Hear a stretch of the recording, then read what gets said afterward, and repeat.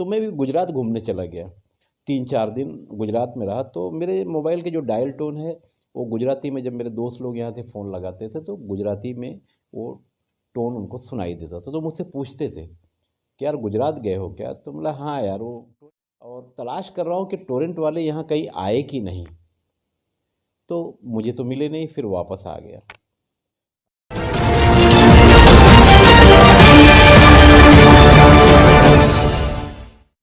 बहुत फ्री हूँ और भिवंडी शहर में एक ऐसा अभियान चल रहा है, बस टोरेंट भगाओ। जैसा 1947 अंग्रेज़ों को भगाओ, वो एक अभियान चला और वो कामयाब हुआ बहुत दिनों के बाद 1947 में। ठीक इसी तरह से टोरेंट पावर की भी कहानी है। भिवंडी शहर में टोरेंट पावर महाराष्ट्र में पहली बार आई और धीरे धीरे टोरेंट भिवंडी शहर में छा गई, और उस वक्त सत्ता जो थी वो कांग्रेस की थी। और बाद में ये कांग्रेसी लोग ही भिवंडी शहर में टोरेंट के विरोध में मोर्चा निकालने लगे और एक एक करके ये सारे नेता गायब भी हो गए।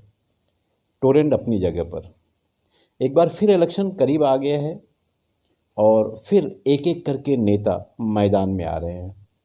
वैसे भी भिवंडी शहर में रोज़गार की कमी है, इसलिए नेता ज़्यादा हैं, समाज सेवक ज़्यादा हैं, या मेरी भाषा में अगर कह लें तो कुकुर मुत्ते की तरह से ये जगह जगह देखने को मिलेंगे।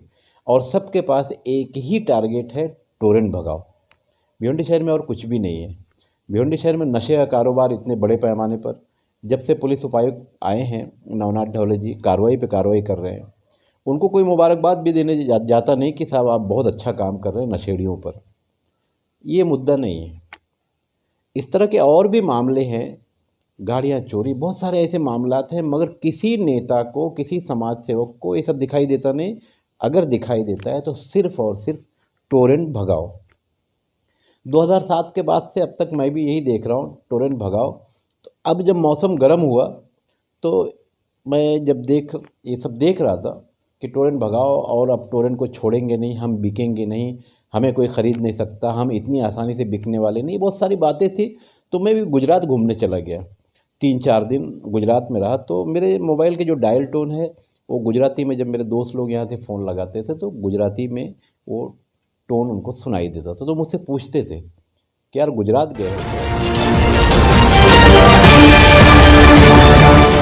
तलाश कर रहा हूँ कि टोरेंट वाले यहाँ कहीं आए कि नहीं। तो मुझे तो मिले नहीं, फिर वापस आ गया। हमारे एक दोस्त है सैफुल पठान, उनका एक प्रोग्राम है और मैं अब गोवा में बैठा हूँ। कल प्रोग्राम है बच्चों का, उसकी डिटेल बाद में देंगे। मगर मामला टोरेंट भगाओ क्यों?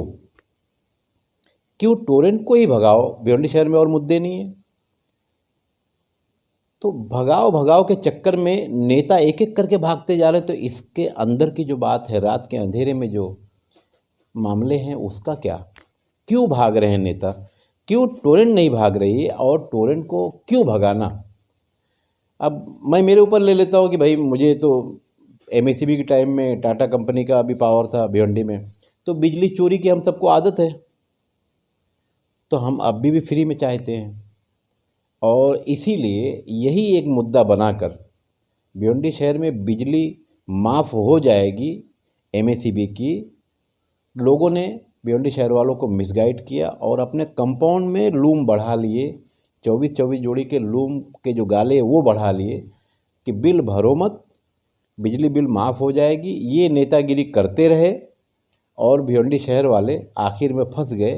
अब एमएससीबी का कर्ज जो है वो भी देना है और टोरेंट की जो बिल आती है वो भी देना है। एमएससीबी वाले में तो जेल जाने की उम्मीद नहीं है, मगर टोरेंट वाले में अगर बिल नहीं भरे, बिल चोरी में पकड़े गए तो जेल भी जाना पड़ता है, और बहुत सारे लोग जेल यात्रा किए भी इस मामले में। असल मुद्दा ये है कि टोरेंट को भगाओ क्यों? वो इसलिए कि बिजली महंगी है। तो ये जो नेता टोरेंट को लाए और आज मोर्चा निकाल कर फिर नेतागिरी कर रहे हैं, और आज से पहले भी इन्होंने किया, और अब तो ऐसी हालत हो गई कि टोरेंट के जो कर्मचारी थे उनकी पिटाई भी होने लगी, ये भी लोगों ने देखा। बहरहाल टोरेंट को भगा कर क्या मतलब है, मेरी समझ अब तक नहीं आया। डिमांड ये होनी चाहिए कि दूसरी कंपनियां भिवंडी में आए। जैसे टोरेंट को फ्रेंचाइजी दी गई, जैसे मुंबई में 3 कंपनी, बेस्ट भी है, टाटा भी है, अदानी भी है, तो उसी तरह से भिवंडी कहीं बहुत दूर तो है नहीं, 50 किलोमीटर की दूरी पर है, तो यहाँ फ्रेंचाइजी के लिए और डिमांड की जाए। अब जैसा कि हमारे उप मुख्यमंत्री देवेंद्र फडणवीस जी ने कहा, वो अभी ऊर्जा मंत्री भी हैं, उन्होंने कहा कि अभी तक किसी ने, यानी किसी कंपनी ने ऐसी कोई डिमांड नहीं की है कि हमें भिवंडी दिया जाए। क्या फिर दूसरी कंपनियाँ नहीं आना चाहिए? बाजू में अभी मैं गुजरात में रहकर आया हूँ। गुजरात में 2 महीने की बिल, मैं जिस इलाके में था वो कच्छ डिस्ट्रिक्ट का इलाका था, 2 महीने की बिल वहाँ 4,000 रुपये आती है। 4,000, 4,200, 4,400 इस तरह से बिल आती है। और कच्छ में बारिश बहुत कम होती है, इसलिए वहाँ हर घर में एसी है। यहाँ तो एक घर में अगर एक एसी है तो टोरेंट की बिल लंबी हो जाती है और लोग भर नहीं पाते। बहरहाल इलाज ये नहीं है कि टोरेंट भगाओ, मगर हमारे नेताओं को फ़ायदा इसी में है। टोरेंट भगाओ, पब्लिक को बेवकूफ़ बना के अपने पीछे पीछे लाओ, टोरेंट भगाओ का नारा लगाओ और कहीं रात के अंधेरे में सौदा करो और फिर निकल लो। भिवंडी वालों को याद होगा, जुमा का दिन था, कांग्रेस के बड़े बड़े नेता उस मोर्चे को अगुवाई कर रहे थे और देकात नाके पर ये सारे नेता मोबाइल बंद करके गायब हो गए और पब्लिक को छोड़ दिए बीच में। तो इस तरह की जो हरकतें हैं भिवंडी शहर की, टोरेंट ही मुद्दा नहीं है, मुद्दा भिवंडी शहर में और भी है, मगर और मुद्दों में कोई धंधा पानी होता नहीं, ये सबको पता है। तो कहीं ना कहीं भिवंडी शहर के लोगों से मेरी भी रिक्वेस्ट है कि भाई, जब इतने सारे नेता मोर्चा निकाल रहे हैं बार बार टोरेंट भगाओ टोरेंट भगाओ, और टोरेंट भाग नहीं रही है, तो लोगों को समझ लेना चाहिए ना टोरेंट क्यों नहीं भाग रही है। मगर नेताओं के बहकावे में भिवंडी शहर के लोग आ जाते हैं और मोर्चे में आकर खड़े हो जाते हैं, और अगर डंडा पड़ा तो नेताओं को नहीं पड़ता, आवाम को, यानी आम इंसान को ही पड़ता है। तो कहीं ना कहीं ये डिमांड होनी चाहिए कि दूसरी फ्रेंचाइजी यानी दूसरी कंपनियां भी भिवंडी में लाई जाए। इसके लिए हस्ताक्षर अभियान है, मुख्यमंत्री को पत्र वगैरह ज़्यादा से ज़्यादा भेजा जाए, भिवंडी शहर से हर आदमी पत्र भेजे कि हमें एक दूसरी फ्रेंचाइजी भी दी जाए, कम से कम उसका एक ऑप्शन दिया जाए। टोरेंट नहीं तो ये, जैसा देखिए अब मोबाइल कंपनियों में पहले नहीं था, बाद में ऑप्शन आया ना कि आप कोड करवा सकते हैं, आपका नंबर वही रहेगा, कंपनी बदली हो सकती है। तो इस तरह के सारे रास्ते हैं, बस वही टोरेंट भगाओ, ढाबे पर खाना खाओ, टोरेंट भगाओ, बस यही एक काम रह गया भिवंडी शहर में। भिवंडी शहर के लोगों को सही मानों में मिसगाइड किया जा रहा है बिजली बिल के ताल्लुक से। इसी तरह से पहले मिसगाइड किया गया था एमएसईबी और टाटा कंपनी के टाइम में, तो एमएसईबी को यहाँ से भागना पड़ा और करीब करीब 550 करोड़ रुपया इंटरेस्ट है उसके ऊपर, जो बिल भिवंडी वालों पर बाकी है। जो बिल है वो तो अलग है। तो इस तरह की गलतफहमियों में ना आए, टोरेंट भगाओ का कोई मतलब नहीं है, दूसरी कंपनी लाओ। और ये जो नेता कहते हैं ना, आखिर में कहते हैं कि हम बिकने वाले नहीं हैं, हम इतनी आसानी से बिकेंगे नहीं, हमें कोई ख़रीद नहीं सकता, वो सामने कंपनी को इशारा दिया जाता है कि हम ज़्यादा में बिकेंगे, क्योंकि अब तक यही हुआ है। और मैं चैलेंज के साथ कहता हूँ कि टोरेंट के ताल्लुक से जिन जिन नेताओं ने मोर्चा निकाला सब कहीं ना कहीं बिके, और इसकी वजह ये है कि दोबारा वो मोर्चा लेकर आए ही नहीं। बहरहाल अब आइए देखते हैं, जितेंद्र आह्वार जी माजी मंत्री हैं और मुमरा कलवा से आमदार भी हैं, इन्होंने भी कहा था कि टोरेंट को मेरी लाश पर से गुजरना पड़ेगा मुमरा लेने के लिए। कलवा, मुमरा, कौसा, ये सारे पट्टे में मौजूद है। इन लोगों की मजबूरी हो गई है कि टोरेंट के बारे में विधानसभा में आवाज़ उठाएं, इसलिए एक के बाद एक पब्लिक का मूड देखते हुए लोग आवाज़ उठा रहे हैं कि पब्लिक अपने खिलाफ ना हो जाए, क्योंकि चुनाव सामने है, वोट मांगने किस मुंह से जाएंगे। तो कम से कम इन नेताओं से जो आम इंसान है वो पूछे कि भाई नेताजी, आप 2007 से टोरेंट को भगा रहे हो, टोरेंट भाग क्यों नहीं रही है? यही सवाल है मेरा आपसे भी और उन नेताओं से भी जो टोरेंट को भगा रहे हैं। मैं खान फखरे आलम।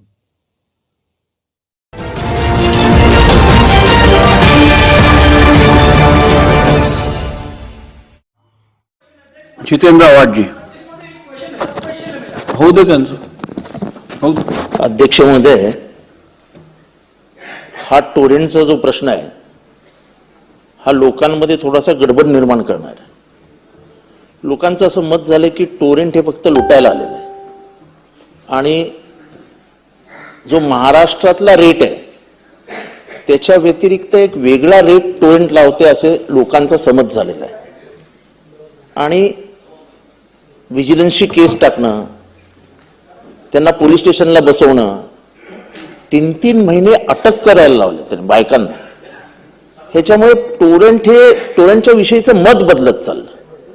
अध्यक्ष महोदय, मला आठवतं की मी तुमच्याकडे पैसे मागायला आलो होतो की साहेब तिथे थोडेसे पैसे द्या. तेव्हा तुम्ही ऊर्जा मंत्री पण होता, मुख्यमंत्री पण होतात, तेव्हा ऊर्जा मंत्री बावनकुळे होते. तेव्हा तुमचं ऑलरेडी डिसाईड झालं होतं की टोरेंटला द्यायचं. तेव्हा तुम्ही मला समजून सांगितलं जितेंद्र हे तर काही शक्य नाही, पण आपण अशी व्यवस्था करू की तुम्हाला मुंब्र्याला 24 तास लाईट मिळेल. आपल्याला मुंब्र्याच्या लाईटची परिस्थिती माहिती होती की 17 तास 18 तास आम्हाला लाईट मिळत नसे. पण साहेब आता हे सगळं स्वीकारल्यानंतर लोक अशा दोष देत आहेत की आमचं बिल जे 2000-4000 येत होतं ते आता 8000-10,000 रुपये यायला लागलेलं आहे. माझ्या अंदाजाने मागच्या वर्षभरात महाराष्ट्रातलेच दर 10% वाढलेले आहेत, अख्ख्या महाराष्ट्रातलं. तर आपण ह्या टोरेंटच्या बाबतीत, रेट्सच्या बाबतीत काही क्लॅरिफिकेशन जर त्यांच्याकडनं घेतलं किंवा त्यांना हे जर सांगितलं की तुम्ही विजिलन्सच्या केस, लोकांना सतवणं, लोकांची लाईट कापणं, हे जर सगळं बंद केलं, एक थोडंसं सामंजस्याचं वातावरण निर्माण होऊन दोघंही पुढे गेले तर ते चांगलं आहे. आणि रेट्सच्या बाबतीत काहीच फरक नाही हे जोपर्यंत स्पष्ट होत नाही तोपर्यंत लोकांमध्ये जो उद्रेक आहे तो कायम राहील आणि त्याचा भडका उडेल ही मला भीती वाटते. म्हणून मी आपल्याकडे हे मत मांडतोय. सन्मान्य आव्हाड साहेबांनी जो विषय मांडलेला आहे तर जरूर आव्हाड साहेब, मुंब्र्यामध्ये एक 15-20 टेस्ट केस म्हणून आपण मुंब्र्यामध्ये आपल्या इकडे लोक येतात, एक 15-20 बिल जे आहे हे टेस्ट केस म्हणून आपण पडताळून पाहू की कुठे काही अधिकचं लागतं आहे का किंवा कुठे त्या बिलांमध्ये गडबडी होते आहे का. अशा प्रकारचं एक टेस्ट केस म्हणून एक 15-20 केसेस आपण त्या ठिकाणी निश्चितपणे पाहू. कुठल्याही परिस्थितीत MERCने अप्रूव्ह केलेल्या रेटपेक्षा जास्ती रेट घेणं किंवा कुठले तरी वेगळे चार्जेस लावून बिल वाढवणं किंवा बिलामध्ये गडबड करणं अशी कुठली गोष्ट जर आढळली तर निश्चित त्याच्यावर कारवाई केली जाईल. दुसरं आपण जे सांगितलेलं आहे